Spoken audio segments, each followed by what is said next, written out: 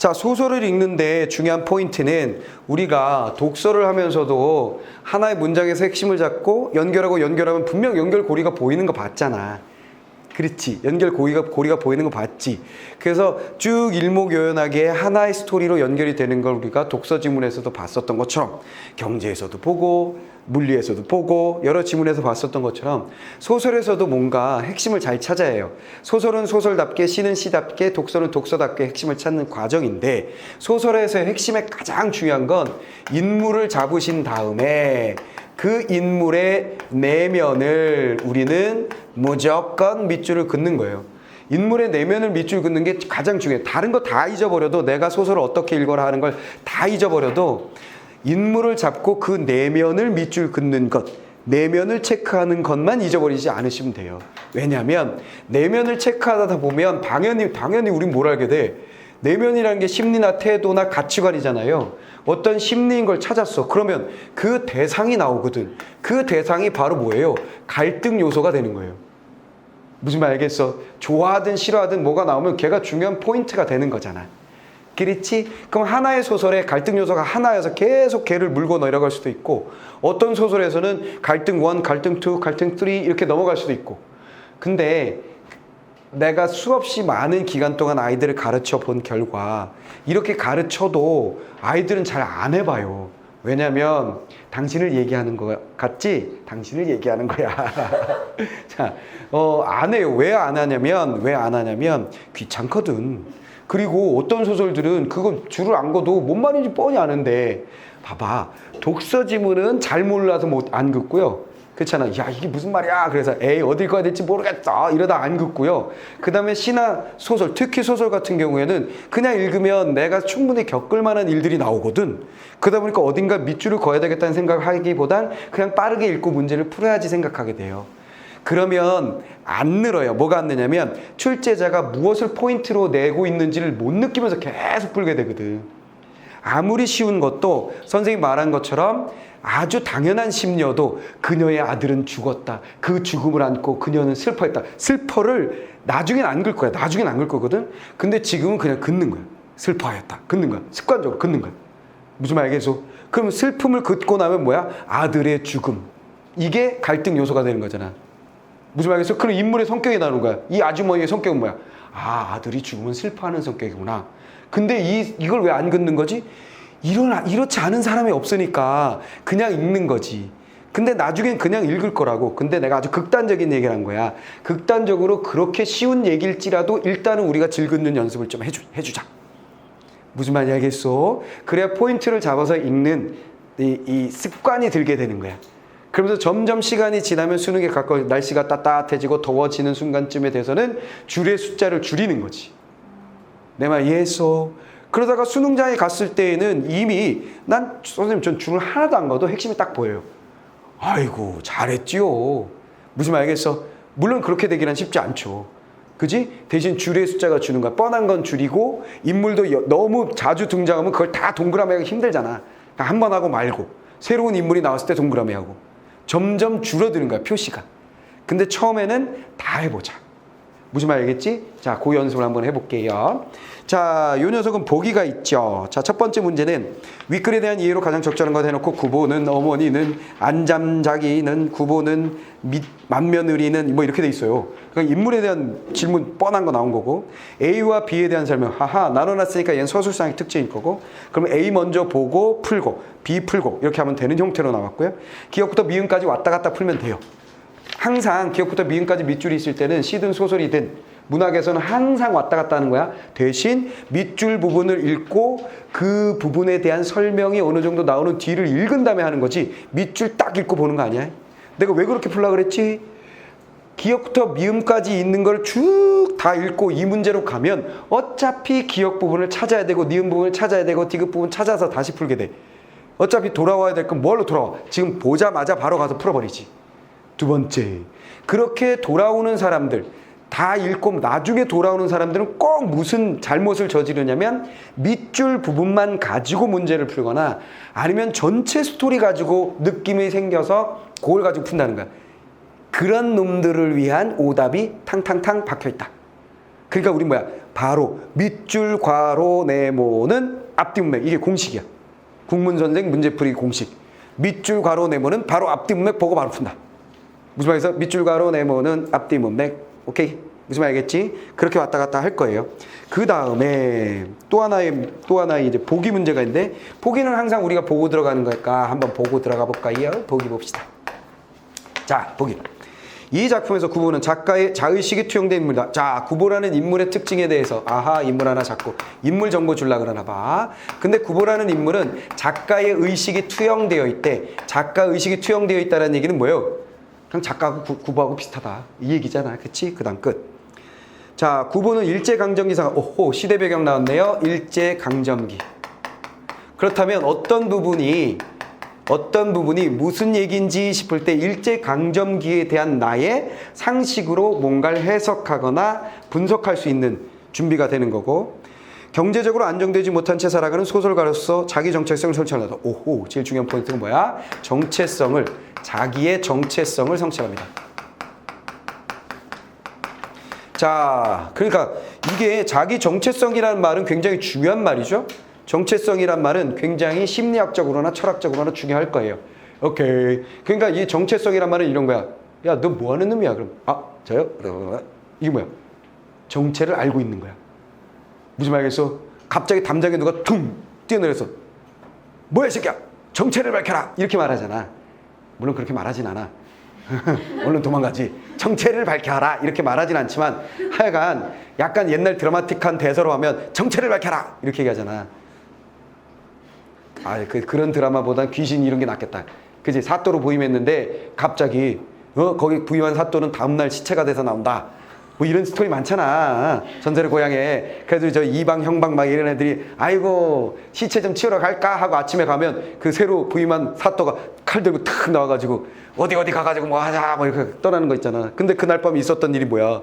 이렇게 칼 들고 앉아 있는 거지. 용감한 사또가. 그때 귀신이 나타나는 거지. 물 뚝뚝뚝뚝 흘리면서.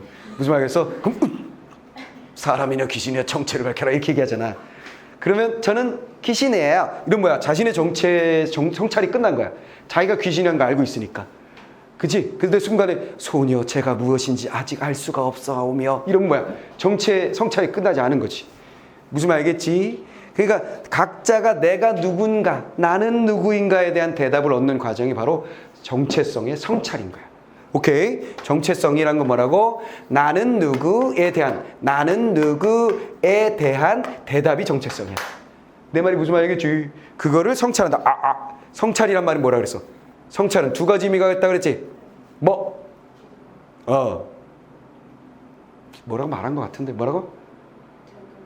그치. 되돌아보는 거. 반성의 의미와 또 하나의 의미 뭐라 그랬어요? 되돌아봄, 살펴봄의 의미가 있다 그랬어요. 근데 내가 이 두 가지 말 중에 뭐가 더 중요하다 그랬지? 성찰에서는 위아래. 그렇지. 요게 중요하다 그랬어. 요거 하나만 있어도 성찰은 되는 거다. 반성이 없이 요거만 있어도 성찰은 되는 거다. 헷갈리지 마라. 자, 이거 여러 번 얘기했지? 네. 여러 번 얘기했어. 자, 헷갈리지 마라. 정체성을 성찰해요. 근데 이 사람의 정체성이 뭔지 우린 알았죠? 뭐 하는 거야? 가난한 소설가야. 순수한 소설가가 가난하기란 정말 쉽죠. 그렇잖아요. 소설 써도 돈 벌기 어려워요. 그잖아요. 시인은 더해요. 시인은 뭐 그냥 나는 전업 시인이에요. 그러면 굶기를 밥 먹듯이 하시겠네요. 아니면 아버님이 굉장히 부유하시거나. 근데 아버님이 굉장히 부유하신 아들이 시 쓰기는 또 쉽지가 않아요. 무슨 말이겠어? 우울해야 시가 나오는 거지 행복한데 시 나와? 안 나와. 대학 떨어져야 시 나오는 거다. 그치? 올해 여러분들은 대학을 갈 거란 말이야. 그럼 행복한 순간에 아버지 외식하자 그런데 아버지 잠깐만요. 시 한 편 쓰고요. 와 이렇게 좋을 줄이야. 이런 거 안 써. 그때 그냥 이거 마시면 끝나는 거지. 근데 우울할 때 찌그리고 이럴 때 수첩권 해가지고 이렇게 쓰는 거야. 뭔 말인지 알겠어? 그래서 어쨌거나 소설가가 가난한 건 너무나 당연한 건데 여긴 뭐예요? 일제강점기라는 게 또 있잖아요. 그러니까 이런 사람들이 가난하기란 더 쉽겠죠. 근데 부자 되는 방법이 있어. 일제강점기에 일본을 차량하는, 그치? 된노 만사 막 이런 거 하면 그냥 막 뭐 지원해주겠지 뭐 이렇게. 무슨 말이겠어? 그래서 이 사람은 가난한 소설가니까 친일은 하지 않은 모양이네. 자, 9번은 자신의 쇠약하고 병든 몸을 언급했는데 이는 문학의 경도되 중요한 단어 나왔다. 자, 여기서 병든 몸이라고 그랬는데 병든 몸이 왜 생긴 거냐면 문학에 경도되었다고 되어 있다. 자, 뭐가 중요한 단어야? 경도란 단어. 경도라는 건 뭐야? 그것에 완전히 깊이 빠져든 걸 말해. 오케이, 알겠어. 엄청나게 사랑. 빠져든. 깊게 빠져든. 깊게 빠져든 걸 경도라 그래. 알겠어? 난 김남길 아저씨의 경도됐어요. 이렇게 쓴 말이에요. 알겠어? 김남길 아저씨의 경도됐어요. 뭔 말 알겠어? 물론 사람의 경도됐다고 사실은 쓰지 않아. 그치? 보통 여기다가는 문학 혹은 어떤 사상 이런 걸 많이 쓰지. 무슨 말이겠어? 그래서 제일 많이 나오는 건 문학 말고 제일 많이 나오는 거 작품 속에 사회주의에 경도된 이런 말 제일 많이 나오지. 일제치하에선 사회주의에 경도된 사람 지식인이면 웬만한 지식인이면 다 사회주의에 경도되어 있었어요. 무슨 말이겠어? 왜냐면 일본에 의해서 우리가 불평등한 대우를 받고 있었잖아. 우리 민족이. 무슨 말이겠어? 그러다 보니까 당연히 뭘까? 사회주의의 평등을 주장하는 사회주의 사상을 이상적인 사상으로 보게 되는 거야. 그래서 일제치하에 사회주의 운동을 했다고 해서 이 사람들이 이상한 사람이다 생각하시면 안 되고 그때는 지식인들은 무릇 그러하였으며 전 세계 지식인들이 사실은 그런 사람이 굉장히 많았었죠. 무슨 말이겠어? 그래서 사실 러시아가 뭔가 시스템을 만들었을 때 막 전 세계 지식인들을 초대하고 막 그랬어요. 너희들이 꿈꾸는 사회를 내가 만들었을 때 한번 구경 와라 막 그런 거지. 근데 실제 러시아에 가가지고 소비에트 연방에 가가지고 딱 보고서 아닌데 이런 생각을 하고 새로운 사회주의 운동이 막 일어나고 그랬지. 무슨 말인지 이해됐어? 그래서 그 시대는 너무나 당연한 건데 어쨌거나 경도란 말을 이때 쓰는 거야. 지금 포인트는 경도란 말을 반드시 알아야 되는 거고. 자, 문학에 경도되어서 건강과 자신감을 잃은 자신의 무기력한 자의식을 표출한다. 아하, 문학에 경도되다 보니까 얘가 뭐가 됐다는 거야? 자신감이 결여됐다는 얘기예요. 그쵸? 자신감이 찌그리 됐다. 자, 그러면 여기에 포인트는 뭐냐면 여기에 포인트는 구보라는 아저씨가 소설가인데 정체성을 성찰하는 과정과 그 다음에 질병을 통한 자신감이 무너진 상태를 보여주는 소설이다. 이게 두 가지 포인트네. 이 인물에 대한 정보로 제일 중요한 정보죠. 나머지는 다 곁다리고. 오케이? 두 가지 정보를 가지고 우리가 한번 들어가 봅니다. 읽는 방법은 똑같아. 자, 아들은 독특하네. 아들은 이렇게 시작했어. 누군가의 아들은 이렇게 시작했어. 오케이? 얘를 굵은 글씨로 시작했어요. 그러니까 아들에 대한 정보를 주겠다는 얘기네. 그러나 돌아와 제 어머니가 뭐라고 말할 수 있기 전에 입대 안 주무셨어요? 어서 주무세요. 그리고 자리옷을 갈아입고는 책상 앞에 앉아서 원고지를 펴는다. 자, 이 원고지가 낯설지 않지. 왜냐면 보기에 뭐가 나왔었어? 소설가라고 나왔으니까. 그러니까 쑥 넘어가는 거지. A 부분 나왔다. A 부분 우린 주목하고 문제 풀 준비를 하는 거지. 그런 때 옆에서 무슨 말이든 하면 아들은 언제든 불쾌한 표정을 지었다. 그래서 나왔어. 아들 잡고 뭐에다 심리 나왔지. 불쾌 딱 잡고. 돼버렸지? 아들 불쾌 잡았지? 자, 아들 불쾌 잡았고. 그러면 이제 무엇이 불쾌한지 우리가 이미 사실은 눈치 깠지. 뭐가 불쾌한지. 그렇잖아. 그치? 그렇잖아. 너희들 집에 가가지고 엄마가 공부 열심히 했어. 오늘 수업은 잘 들었어. 그럼 뭐야? 불쾌한 표정 짓잖아. 뭐 잘한 거 있다고 불쾌한 표정 짓고 지랄들 하고 있잖아. 니들이. 그러면 안 돼. 그치? 그러니까 괜히 엄마가 말 거면 뭐 잘못했다고 불쾌한 표정을 지어요. 그치? 사실 나는 이 나이에도 불쾌한 표정까지는 아니어도 되게 힘들어하긴 하죠. 우리 어머니가 한번 시작하면 네 하다가 어느 순간 되면 이제는 힘들다. 이렇게 되거든. 야, 그걸 그렇게 해야 되고 그건 그렇게 하고. 야, 넌 그거 어떡하려고 그러니 막 그러면 한참 듣다가 밥숟가락을 놓게 되죠. 어머니 제발 좀 살려주세요. 이렇게 얘기하게 되는데 평생 그렇게 되는 거야. 평생 그렇게 되는 거야. 근데 약간 인상 쓰지 마시고 적어도 인상은 쓰지 마셔야죠. 자, 그 다음에 어머니 마음을 아프게 한다 그랬어요. 그 다음 뭐야? 어머니는 어떻게 된 거야? 어머니 또 체크하는 거야. 어머니. 자, 마음을 아프게 한다. 마음 아프다. 마상. 마음의 상처를 한물 간다는가? 마음의 상처를 입으셨어. 됐지? 그러면 이제 우린 뭐야? 무엇 때문에 불쾌했고 엄마는 무엇 때문에 마음의 상처를 입었는지 알고 있잖아. 뭐 때문인지. 그래 어머니는 가까스로 늦었으니 어서 자거라. 그걸랑 낼 쓰고 한마디를 하고서는 아들 방을 나온다. 얘기는 내일 아침에라도 하자. 두둥차. 따옴표 대사가 있잖아. 따옴표 대사에는 항상 포인트가 있다 그랬잖아요. 제일 중요한 단어가 뭐예요? 얘기. 아, 여기다 이거 하면 되겠네. 불쾌한 건 뭐야? 마음의 상처를 입은 건 뭐야? 핵심적인 갈등 요소는 뭔데? 바로 얘기였네. 대화. 대화가 필요해. 이거지. 엄마가 대화를 시도하면 아들은 불쾌한 표정. 나 이 소설 써야 되는데, 글 써야 되는데 이렇게 되는 거고. 오케이. 그런 불쾌한 표정을 치니까 마음의 상처를. 아들이 얘기를 안 들어주니까 마음의 상처를 입은 거지. 됐지? 자, 그렇게 되시고. 그러나 11점이나 5점이 일어나서 아들은 그대로 소리 없이 밥을 떠먹고 나가버렸다. 아, 이거 너희들이 맨날 하는 거잖아. 그치? 응, 나가버렸습니다. 자. 그러면 여기 부분에서 이제 문제 푸는 거야. 바로 뒤 조금만 더 보고. 때로 그를 팔아 몇 푼의 돈을 구할 수 있을 때 그 어느 한 경우에 아들은 어머니를 보고 뭐 잡수시고 싶은 거 없어요? 그렇게 묻는 일이 있어. 스토리가 바뀌었네. 그치? 이번에는 여기는 얘가 살갑지 않게 구는 모양이었고, 그치? 때로는 돈을 벌면 살갑게 구는 모양으로 넘어갔으니까 여기까지 끝난 거고 A 부분 바로 풀 수 있는 거죠. 자, A 부분에 대한 문제 한번 풀어볼게요. 자, 1번 선택지 뭐라 그랬냐면 어머니가 서술자가 되어. 자, 어머니가 서술자가 됐다는 얘기는 등장인물이 서술자니까 어머니가 자신을 나라고 부르는 장면이 나와야 되죠. 없죠. 어머니가 나가 아니죠. 완전 시점이 틀려버렸죠. 1번 끝.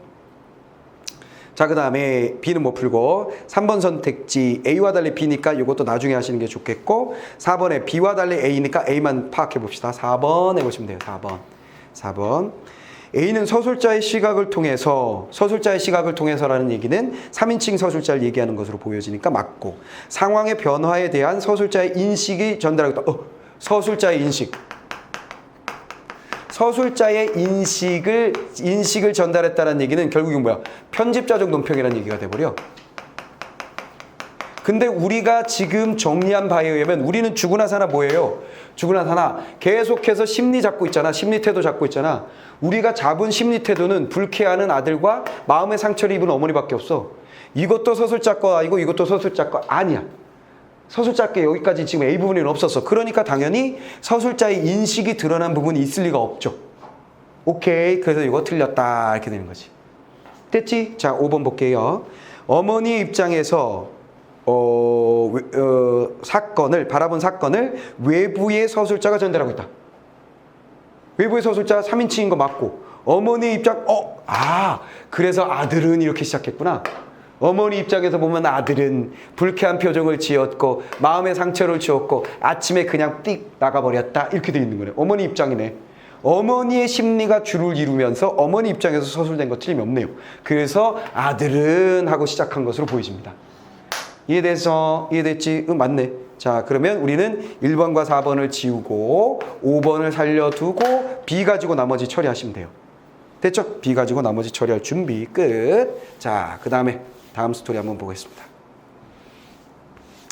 자, 다음 스토리. 자, 어머니는 그를 팔아서 돈을 구할 수 있을 때 그는 어느 한 경우에도 아들은 어머니를 보고 뭐 잡수시고 싶은 거 없어요? 하고 그렇게 묻는 일이 있었다. 어머니는 직업을 가지지 못한 아들이 그래도 어떻게 몇 푼 돈을 만들어 자기에게 그런 말을 할 수 있는 것을 신기하고 기뻐했다. 뚜둔. 자, 어머니 나왔지? 어머니 뭐 했냐? 신기해하고 기뻐한다. 무엇 때문에? 뭐 잡수고 싶은 것 없어요? 잡수시고 싶은 거 없어요? 이것 때문에. 됐지? 이게 가능한 건 뭐야? 아들이 글 좀 써가지고 돈이라도 몇 푼 번 모양. 됐지? 이렇게 말해주면 신기하고 기뻐요.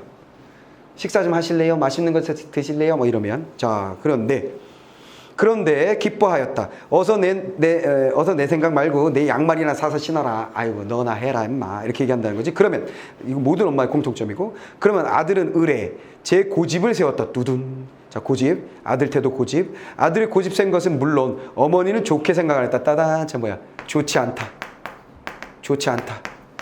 태도 나왔지? 좋지 않다. 뭐가? 고집이. 그러나 이러한 경우라면, 자, 밑줄 친 기억 나왔어? 그러나 이러한 경우라면 아들이 고집을 세우면 세울수록 어머니는 만족하다. 따단. 자, 만족하였다. 자, 무엇에 대하여? 아들의 고집에 대하여. 됐지? 정리가 되고 있는 거지? 됐지? 그래놓고 밑줄 친 이게 바로 뭐야? 만족하였다가 기억이에요. 그럼 우리는 바로 뒷문맥 살짝 보고 푸는 거야. 어머니의 사랑은 보수를 원하지 않지만 그래도 자식이 자기에게 대한 사랑을 보여줄 때 그것은 어머니를 기쁘게 해준다. 이거 서술자 목소리 같아. 그렇지. 어머니의 사랑은 보수를 원하지 않는다라고 판단한 주체가 누구야? 어머니야? 구보야? 서술자 같지? 그렇지. 이런 부분이 아까 얘기했었던 그런 부분이지. 서술자의 판단을 드러내는 부분, 서술자가 생각, 서술자의 의식을 드러내는 부분이지. 그런 부분이. 무슨 말 알겠어? 이렇게 의식을 드러내는 부분이 흔히 많이 나타나는 소설이기 때문에 더 뭐라는 거야? 구보하고 작가하고 그냥 같은 것 같아요. 이런 말을 하는 거야. 그러니까 순간순간 지가 헷갈리는 거야. 소설가가. 자기의 삶을 그냥 쓰는 거거든. 무슨 말겠어? 대신 이름만 구보로 해가지고. 그러다 보니까 이 서술자가 구보의 심리를 말하다가 자기가 자기 얘기를 막 하고 이러는 거야.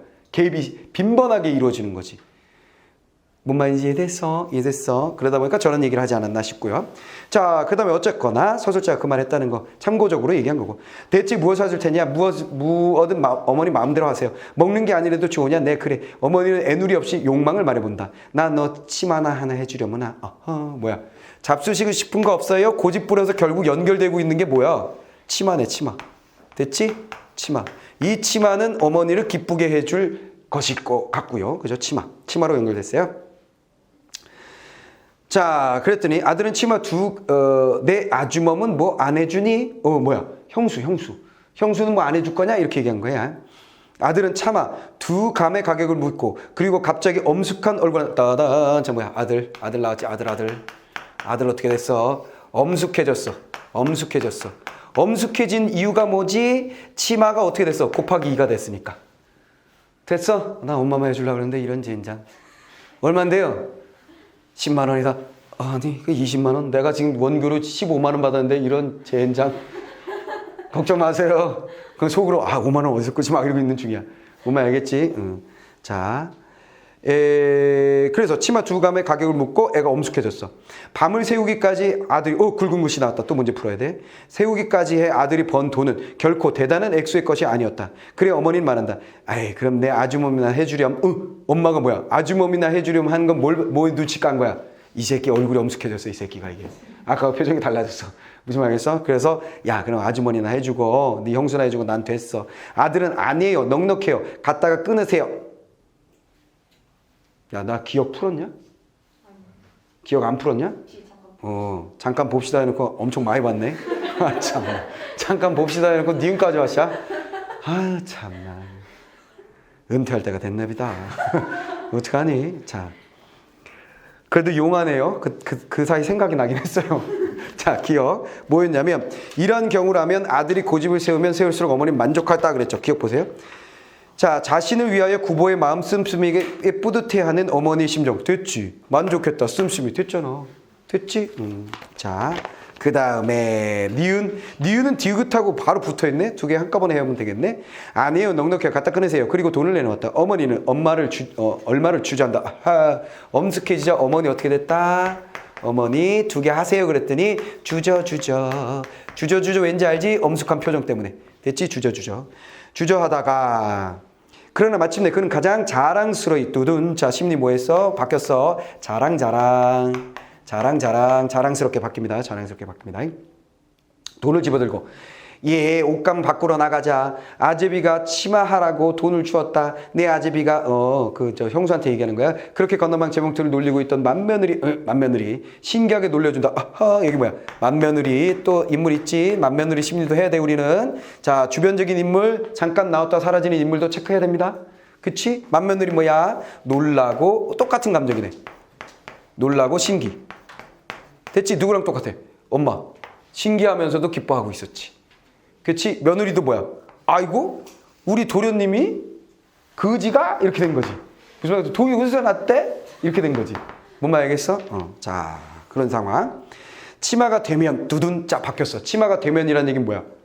치마를 만든 걸로 하니까 시간이 좀 붕 뛴 것으로 보이시죠? 그러면 우리 빨리 정리합니다. 니은과 디귿 갑니다. 자, 앞으로 가족들에게 가장 노릇을 할 수 있게 된 구보의 만족. 뭐야? 오반데 이거? 그치? 가장 노릇이면 웬 소리야, 그치? 자, 그 다음에 어머니는 얼마를 주저한다라는 거. 구보가 힘들게 벌어온 돈을 받은 것에 대한 어머니 부담감. 맞지? 됐지? 특히 요거 뭐야? 요거. 앞뒤 문맥으로 다 나온 말이야. 그치? 자, 밤을 새워서 일한 대가 뭐 이런 말이 나왔었잖아. 그 다음에 밤을 새워서 일한 대가 요 부분이 굵은 글씨로 되어 있으니까 그것도 해결해 버립시다. 자, 마지막 문제에 밤을 새우면서 글을 써서 번 돈이 대단한 액수의 것이 아니라는 것에서 소설가로서의 구보의 삶이 경제적으로 안정되지 못한, 아유 너무 쉬운데 당연한 얘기지. 바로 지웁니다. 1번 선택지 지우고. 자, 그 다음에 이제 치마를 해주기로 하고 치마를 했어. 치마를 하고 난 다음에 어떤 심리 상태가 되는지 확인해 보면 되는 거지. 치마를 하고 나서 어떤 심리 상태가 되는지 한번 보입시다. 아, 이게 잘 지워졌구만. 나는 아이가 뭔가 독특한 능력을 가지고 있는 줄 알았어. 아까 엄청 칠판을 잘 지우길래, 야, 너 어떻게 이렇게 잘 지우냐 그랬더니 이게 잘 지워지는 거였어. 자, 그 다음에 자, 치마가 만들어지면 했어요. 치마가 만들어지면. 자, 치마가 되면. 자, 요게 하나의 갈등 요소로 나오다가 그게 만들어지면서 국면이 딱 바뀌게 되죠. 그러면서 인물의 심리가 어떻게 변화되는지 찾아 들어가면 됩니다. 어머니는 그것을 잊고 나들이를 하였다. 일갓집 대청에 가서 주인 아낙네와 마주 앉아서 갓난애 같이 어머니는 치마 자랑할 기회를 엿본다. 자, 어머니 나오고 어딘가 가셔가지고 친척집에 가가지고 자랑 그치, 자랑 그치. 올 연말에는 시험들 잘 보셔서 어머니가 어디 가서 자랑 하게 해야 되겠지? 그치? 아유, 우리 딸내미가, 우리 아들이, 아우, 막 그냥 성적이, 아우, 그냥 막 그 대학을 막 그냥 원서 써가지고 그냥 막, 가나다군 막 그냥 다 그냥 어디 가지, 이거? 아이고, 김씨 아줌마, 나 고민돼. 가군역이, 나군역이, 다군역인데 어디 가야 돼? 어디 가야 되냐고. 아이고, 나 이 세상 나 태어나서 이런 고민 처음일세. 아이고, 이거 나 잠을 못 자요, 좀. 스트레스 받아서. 아이고, 어디 가야 돼, 이거. 의대를 보내나, 수의대를 보내나, 이런 젠장. 약대를 그냥 보낼까? 아유, 어떻게, 의대 가면 좀 힘들겠지? 막 이거 하는 거지, 뭐. 김씨 아줌마, 이런, 우리 아들, 저 대학만 가 군대 갔시오. 막 이렇게 되는 거지. 뭔 말이겠어? 그 자랑, 이거 좀, 자랑 좀 열리기 좀 해드려라. 알았어? 좀 시키는 대로 하고 자랑 좀 열리기 좀 해. 자, 기회를 본다. 주인 마누라가 섣불리 참 치마 좋은 거 해보셨구먼 이라고 하면, 이 섣불리란 말한 건 뭐냐면, 요거 자랑할 때 좀 이렇게 모른 척 해야 되는데, 아이고 좋네 한마디 하면 이거 본물 터진 거야 이제. 무슨 말이겠어? 이 치마가 막 이거 나오는 거지. 됐지? 자, 이러고 한다면 어머니는 서슴지 않고, 이거 내 둘째 아이가 해준 거죠? 제 아주머 해하고 이거 하고, 자, 이렇게 묻지도 않은 말을 하였다. 어머니는 그것이 아들의 훌륭한 자랑거리가 생각했다. 그래, 자랑만 쭉 내려가면 되는 거야. 자, 자식을 자랑할 때 어머니는 얼마든지 뻔뻔스러울 수 있다. 이런 게 다 서술자가 순간순간 막 개입해서 얘기하는 거야. 그러나 그런 일을 늘 있을 수 없었다. 어머니 역시 글을 쓰는 것보다 월급쟁이가 몇 급절 낫다고 생각하고, 어머니의 태도, 어머니의 심리 태도 나왔지? 그것이 더욱더 낫다 생각한다는 거야. 뭐가, 무엇에 대해서 이런 태도한 거야? 우리 아들이 월급쟁이인 게 훨씬 난데, 이거지. 됐지? 월급쟁이인 게 훨씬 난데, 요거로 간 거지. 자, 태도. 그리고 그렇게 재주 있는 내 아들이 무엇이든 잘하리라고 혼자 작정해버린다 그랬어요. 작정해버린다. 아하, 잘할 거야. 이거 잘할 거야. 이건 뭐야? 믿음. 자, 월급쟁이가 난데, 하지만 그래도 뭐 소설가라도 잘해서 뭐 어떻게 되겠지라는 믿음. 됐지? 믿음. 아들은 지금 세상에서 월급자리가 얻기가 얼마나 힘든 것인가를 말한다. 하지만 보통 학교만 졸업하고 고등학교만 나오고 회사에서 관청에서 일들만 잘하고 있는 것을 알고 있는 어머니는 고등학교를 졸업하고 또 동경을 건너가 공부를 하고 온 내 아들이 구해도 일자리가 없다는 것이 도무지 믿어지지가 않는다. 믿으려고 했는데 믿을 수 없는 부분. 그건 뭐야? 취직 자리가 없다는 아들의 말. 취직 자리 없어요. 이거 누가 말한 거야? 아들이 말한 거. 요거는 믿을 수 없다. 됐지? 아들이 뭐든 잘할 거라고 믿지만, 그러니까 이거 뭐 당연한 거죠. 그러니까 이게 왜 그러냐면, 여기 리을이 이제 문제 풀어야 돼요. 뒤에는 구보는 새로운 국면이 또 벌어지고 있는 것으로 보여지니까 바로 문제 풀면서 얘기해 봅시다. 자, 믿어지지가 않았어요. 동경까지 갔다 오는 거 안 되는 거. 자, 리을 보겠어요. 구보가 처한 상황을 납득하기 어려워하는 어머니 마음. 그냥 그대로네 뭐. 됐지? 바로 지우고. 답은 이미 나왔지만 확인해 보는 거예요. 그죠? 자, 그럼 어쨌거나 이때 당시에 지식인들이 이렇게 직업을 얻지 못하는 이유는 일제치하와 타협하지 못했기 때문이겠죠. 그러니까 취직을 잘 할 수 있는 방법, 돈을 잘 벌 수 있는 방법, 일제시대 때 지식인이 그들에게 부역하면 돼요. 일본인들에게 부역하면 지식인으로서 돈을 더 많이 벌 수도 있겠죠. 그러나 이 사람은 그렇지 않았던 거지. 그러다 보니까 가난한 소설가. 더군다나 소설가도 가난한데 그런 상황이라면 더 가난해지겠지. 자, 그 다음에 구보는 아하. 이거 차이가 느껴지네. 그치? 앞에 아들은 그런데 여기 구보는 이렇게 되니까 아, 요번엔 구보 입장. 아들 자체의 입장. 그 녀석의 입장. 자, B가 시작됩니다. B 부분 읽고 바로 문제 푸시면 돼요. B 부분. 자, 집을 나와서 천변길을 광교로 향해 걸어가며 어머니에게 한마디 네 하고 대답 못한 것을 뉘우쳐본다. 두둥 태도 나왔지? 구보뭐 했다고? 뉘우침. 뉘우침 다음에 뭐가 나왔어? 무엇에 대해서 항상 우리는 심리를 체크하면 그 갈등 요소, 그 대상이 나온다 그랬잖아. 그치? 그것이 중요한 스토리의 연결고리가 되는 거예요. 뭘 뉘우친 거야? 네 하고 대답 못한 거. 무슨 말 하겠어? 야, 밥 먹고 가! 근데 대답도 없이 쿵 하고 나오잖아, 니들이 그러잖아. 그지? 그 버스에 딱 앉아가지고, 아이씨, 엄마한테 내가 왜 그랬지? 이거 후회하잖아. 무슨 말 하겠어? 근데 잘 생각해봐. 잘 생각해보라고. 그렇게 나가는 사람이 나 하나인지, 집에서. 내가 어렸을 때 그걸 느꼈거든. 중학교 1학년 때인데, 우리 아버지는 어머니한테 막 화내시지. 집구석이 말이야. 아들이라고 하나 있는 게 공부 못하게 다 이 사람 닮아가지고 말이야 이거 하고 그지? 우리 엄마가 뭐라 그러면 누나는 아 엄마는 알지도 못하면서 탁 나가버리고 작은 누나는 아 엄마 진짜 ทิ้ 나가버리고 그럼 나도 몰라 그러고 휙 나가버리면 우리 어머니가 얼마나 동그라니 혼자 남는가를 중학교 1학년 때 그거를 내가 순간 느낀 거야. 순간 느껴버린 거야 내가. 순간 느껴버리고 마음을 먹었어. 지금 생각하면 진짜 꼬맹이 시절인데 중학교 1학년이면 마음 먹기를 엄마한테 나만이라도 짜증을 내지 말자. 그런데 우리 엄마는 정말 나한테 짜증날 일을 너무 많이 하셨어. 있을 수 없는 짜증날 일. 예를 들어 막 삼촌 고모 막 집에 와. 옛날 스토리잖아. 옛날 집 스토리. 막 식구들 많으니까 우리 어머니 혼자서 그 일을 다 하니 얼마나 복잡해. 세탁기가 있어 뭐가 있어. 빨래하고 막 고생하지. 내가 한번 원룸에서 빨래하다가 원룸에 들어갔는데 그 내가 저 직장에 가까운 데 사는 게 내 취미거든. 옛날엔 그랬어. 직장을 옮기면 바로 난 숙소로 옮겼어. 그래서 직장 앞에 바로 걸어 나가게 이렇게. 근데 원룸에 딱 학원 그 서울 목동에 이제 옛날에 청설학원이라고 거기에 딱 원룸이 있는데 세탁기가 없는 거야. 근데 방이 너무 사이즈가 마음에 드는 거야. 햇빛도 잘 들어오고. 에이 빨래 손으로 하면 되지 뭐. 그러고 들어간 거야. 그리고 속옷은 그냥 막 빨아 입었어. 맨날 운동하니까 막 빨아 입었어. 근데 청바지를 하루 청바지 이런 빠는 날이 된 거야. 그래서 그걸 그 좁은 욕실에 들어가서 막 빨다가 뭐 현기증이 나더라고. 왜냐면 이게 너무 크고 막 좁은 데서 막 아이 뭐지 짜증나 이 바지 내가 왜 샀지 막 이러고 있는데 어느 순간에 현기증이 딱 나니까 눈물이 나는 거예요. 혼자 막 거기서 이 빨래 막 울었어. 왜 울었냐면 딱 그 순간에 어머니가 딱 지나간 거야. 우리 어머니가 그 많은 식구 삼촌의 고모의 빨래까지 막 하던 그게 생각난 거야. 거기 내가 떼걸떼걸 막 엄마 10원만 줘. 막 이거 떼걸떼걸 울고 있었거든. 그 모습이 딱 떠오르는 순간에 야 우리 엄마 진짜 고생했구나. 그 생각이 나가지고 내가 그 나이 30 먹은 서른 중반이었을 거야 그때. 30 중반에 혼자 그 욕실에서 빨래하다 울었어요. 내가 꺼이 울었어. 꺼이.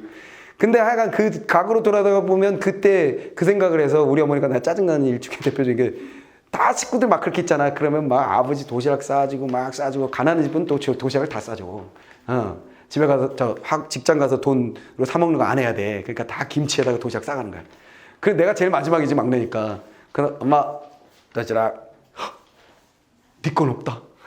맨날 이러는 거야 맨날. 그러다 보니까 내가 이런 짜증을 내야 되잖아. 근데 내가 중학교 1학년 때 그 마음을 먹었기 때문에 됐어. 뭐 애들 도시락이 내 도시락이지. 갔다 올게. 그러고 이렇게 가는 거지. 그리고 어머니가 막 하다가 갑자기 문을 열고 벌컥 들어오셔. 야야야야. 난 네가 있는지 몰랐어. 너 야, 아직도 학교 안 갔니? 딱 그러신 거야. 그럼 막 깨워서 보내는데 정신없으니까 아유 이제 다 갔구나 이것들.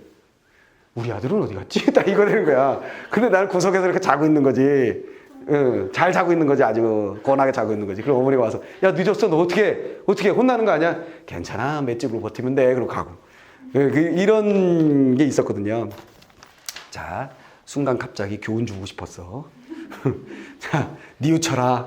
그랬냐? 뉘우쳐라. 다들 뉘우쳐라. 어머니한테 잘해. 자, 뉘우쳐본다. 하지야 중문을 여닫으며 구보는 내 소리를 목구멍까지 내어보았던 것이나 중문과 안방과 거리는 제법 큰 소리를 요구했고 그래서 그런데 여기 희한한 얘기가 나. 공교롭게 활짝 열린 대문 앞을 때마침 3명의 여학생이 웃고 떠들며 지나갔다고 그랬어요. 이게 뭔 소리야? 얘가 대답을 제대로 못한 거에서 뉘우쳤잖아. 근데 사실은 조그맣게 했다는 거야. 근데 그게 너무 문하고 어머니 있는 거리가 멀어서 잘 안 들렸을 것 같은데 더구나 공교롭게 여기에 여학생들이 지나가고 있었다는 거예요. 이게 뭔 상관인데? 여학생이 지나가면 엄마한테 대답하면 안 돼? 말이 좀 이상하잖아. 후씨 이상한데? 그냥 지나가. 우리도 지나가. 그렇더라도 대답은 역시 해야만 하였다고 구보는. 이게 뭐지? 구보는 어머니가 외로워할 때 표정을 눈앞에 그려본다. 처녀들은 어느 틈엔가 그의 시야에 사라졌다. 이게 왜 대답을 제대로 못한 것의 원인인지 우린 모르는 거야. 근데 궁금하잖아? 잘 모르겠잖아? 그럼 넘어가. 그냥 원인이다라고 체크하고 넘어가는 거야. 무슨 말이지? 더군다나 이 여학생의 밑줄이라든가 굵은 글씨 개뿔도 없잖아. 무슨 말이겠어? 문맥에서 설명이 안 되면 우리가 추리할 필요가 없어요. 추리할 필요가 없어. 근데 뒤에 나와. 구보는 마침내 다리 모퉁이까지 이르렀다. 그의 일이 있는 듯 싶게 꾸민 걸음걸이는 그곳에서 멈춰진다. 그는 어딜 갈까 생각해본다. 모두가 그의 갈 곳이었다. 한 군데라도 그가 갈 곳은 없었다. 아, 대강 미루어 짐작컨대 나이가 들어가지고 명확한 직장도 없고 돈도 못 버는 자기 자신이 성찰 부끄럽잖아. 근데 젊디 젊은 미래가 촉망되는 그런 젊은이들이 지나가고 있는 상황에서 이 늑술이 돼가지고 아버지 엄마한테 밥 얻어먹고 엄마 갔다 올게 막 이런 게 쪽팔렸던 것으로 보여져요. 무슨 말이겠어? 그러니까 하다가 딱 지나가니까 그냥 간 거야. 그래놓고 후회하는 주인 거야. 미뤄 짐작컨대 그게 아닐까 이런 생각이 들고. 근데 그것조차 우리는 생각할 필요 없고 밑줄 친 미움에 대해서만 문제 푸시면 돼요. 뭐라고 돼 있어요? 마땅히 갈 곳을 정하지 못해 망설이는 구보의 태도가 드러냈다. 쉽지? 그치? 자, 그러니까 바로바로 앞뒷문맥 보고 푸시면 돼요. 이것도 뒷문맥이 별로 필요 없었던 게 중략으로 끊어졌으니까 별로 필요 없었죠? 자, 그 다음에 중략 넘어갑니다. 중략하고 뭐 정리하느냐? 자, 한 길 위에 사람들은 바쁘게 또 일 있게 오고 갔다. 사람들은 일이 있어서 막 왔다 갔다 해. 구보는 포도 위에서 포장도로 위에 서서 문득 자기도 창작을 또 굵은 것이 나왔다. 창작을 위해 어디 예하면 서소문정 방면이라도 답사할까 생각한다. 뭐 한다고? 답사. 답사란 말은 그냥 아는 말이잖아요. 답사 뭔지 알지? 그치? 사전 답사? 어디 답사? 어디 가서 보는 거. 그럼 소설가가 답사한다는 얘기는 소설을 위해서 어떤 장소를 가보기도 하고요. 어떤 직업군과 만나보기도 하고 그걸 체험해보기도 하죠. 무슨 말이겠어? 그러니까 소설은 다시 자신의 체험에서 나오잖아요. 내가 소설 쓰면 무슨 소설 제일 먼저 쓰겠니? 학원 강사 나오겠지 뭐. 무슨 말이겠어? 이렇게 열심히 했는데 애들이 공부 안 해서 미치겠다 이거 나오겠지 뭐. 무슨 말이겠어? 다 그런 거란 말이야. 근데 내가 다른 삶의 소설을 쓰고 싶다면 그들 세계로 가서 답사, 즉 취재라고 얘기하기도 하죠. 기자처럼. 취재를 하게 됩니다. 인터뷰도 하고 취재도 하고. 자, 그런 거예요. 뭐 모데로노로지오? 뭐야 이거? 자, 고현학, 뭐야 이거? 현대 경향, 풍속, 세태, 유행을 탐구하는 학문이나 그 태도. 아하, 그냥 탐구. 뭐든 이거 뭐야? 탐구. 뭐든 탐구. 탐구한다는 거야. 답사 탐구. 특이한 짓을 하네.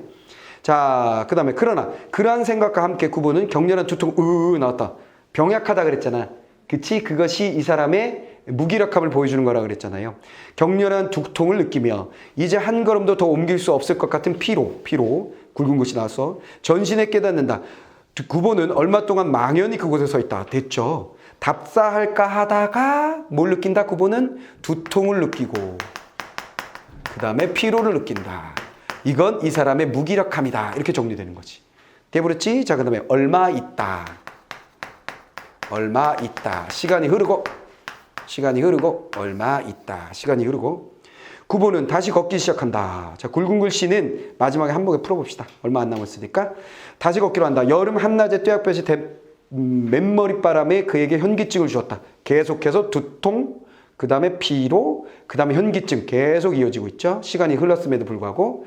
자, 그렇게 더 서 있을 수가 없다. 신경쇠약 또 연결되죠. 계속 아파, 힘들어, 병약해. 물론 쇠약한 것은 그의 신경뿐만이 아니었다. 이 머리를 가져, 이 몸을 가져 대체 얼마 많은 일을 하겠는가라고 하겠단 말인고. 때마침 옆을 지나는 작년에 그 정력가형 육체와 탄력 있는 걸음걸이의 구보는 일종의 위압감조차 느끼면서, 자, 여기가 바로 뭐 하는 거야?